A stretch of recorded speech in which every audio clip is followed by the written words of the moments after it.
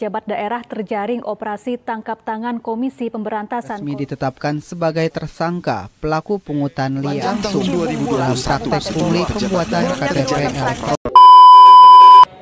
Hubungan antara pemerintah dengan warga negara mereka dan juga administrasi negara dalam penyelenggaraan sebuah pemerintahan merupakan hal yang sangat krusial.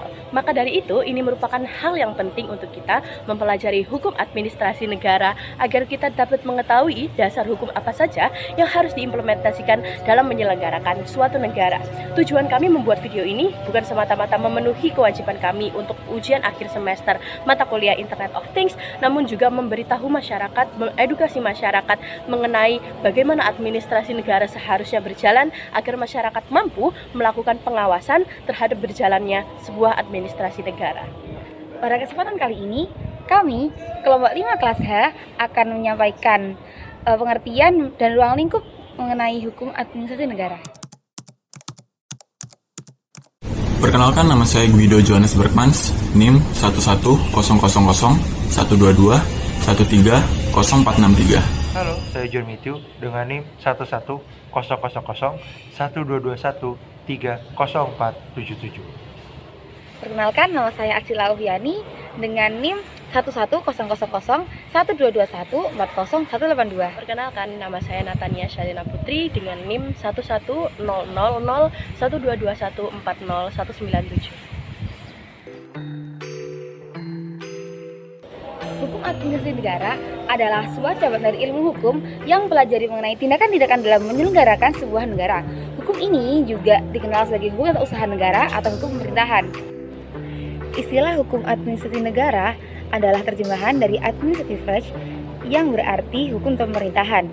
Istilah hukum administrasi negara telah resmi digunakan di Indonesia berdasarkan surat keputusan Direktur Jenderal Perguruan Tinggi Departemen Pendidikan dan Kebudayaan nomor 30 tahun 1983. Sedangkan menurut ahli yaitu Utrecht mengartikan hukum administrasi negara atau hukum pemerintahan adalah ilmu hukum yang menguji hubungan hukum istimewa yang mana bila diadakan akan memungkinkan para pejabat melaksanakan tugas mereka secara khusus. Secara umum, sumber hukum administrasi negara dikelompokkan menjadi dua, yaitu sumber hukum material dan juga sumber hukum formal. Sumber hukum material berasal dari peristiwa-peristiwa yang terjadi di dalam masyarakat atau peristiwa yang mempengaruhi kondisi sosial masyarakat. Berbeda dengan sumber hukum formal yang merupakan sumber hukum material yang sudah dibentuk melalui sejumlah proses tertentu sehingga menjadi sumber hukum yang berlaku dan ditaati oleh masyarakat. Terdapat 4 macam sumber hukum administrasi negara menurut Utrecht, yaitu pertama undang-undang yang dicontohkan dalam Undang-Undang Nomor 30 Tahun 2014 tentang administrasi pemerintahan.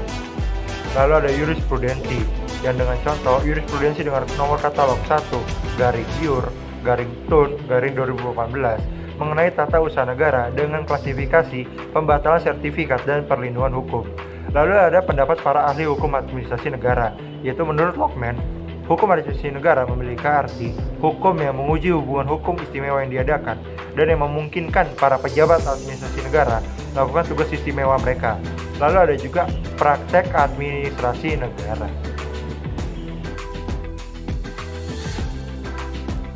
Dr. Prajudi Atmasudirjo secara spesifik mengemukakan bahwa ada 6 ruang lingkup hukum administrasi negara.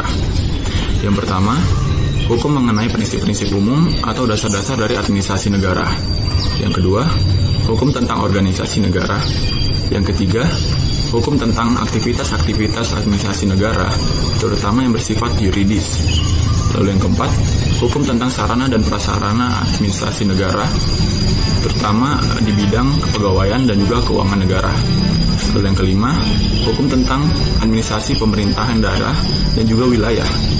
Lalu yang terakhir, hukum tentang peradilan administrasi negara.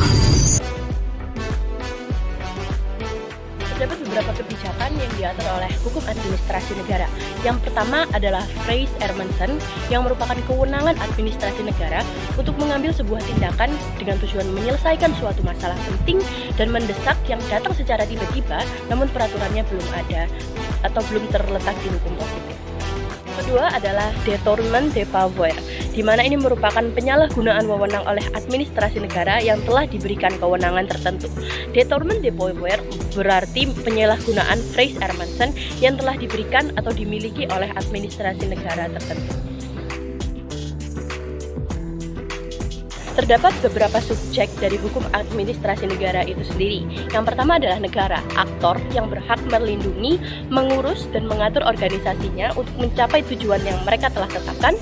Kedua adalah pegawai negeri, mereka yang memenuhi syarat sebagaimana ditentukan oleh peraturan perundang-undangan. Ketiga adalah jabatan, di mana kedudukan yang menunjukkan tugas, tanggung jawab, wewenang, dan hak seorang pegawai dalam rangka susunan suatu organisasi tertentu. Keempat adalah jawatan dinas atau badan usaha milik negara atau daerah, yang berarti kesatuan organisasi aparatur pemerintahan yang mencakup tugas pemerintahan yang bulat dan merupakan kesatuan dari anggaran negara. Yang terakhir adalah daerah swapraja dan swatantra, yang kesatuan wilayah daerah, mereka yang daerahnya berhak untuk mengurus dan menyelenggarakan urusan rumah tangga mereka sendiri. Sekian penjelasan mengenai hukum administrasi negara dari kelompok 5. Bila ada salah kata, kami memohon maaf yang sebesar-besarnya, karena kesempurnaan adalah milik Tuhan dan kesalahan adalah milik kita sebagai manusia yang tak luput dari dosa dan lupa. Akhir kata, kami ucapkan terima kasih.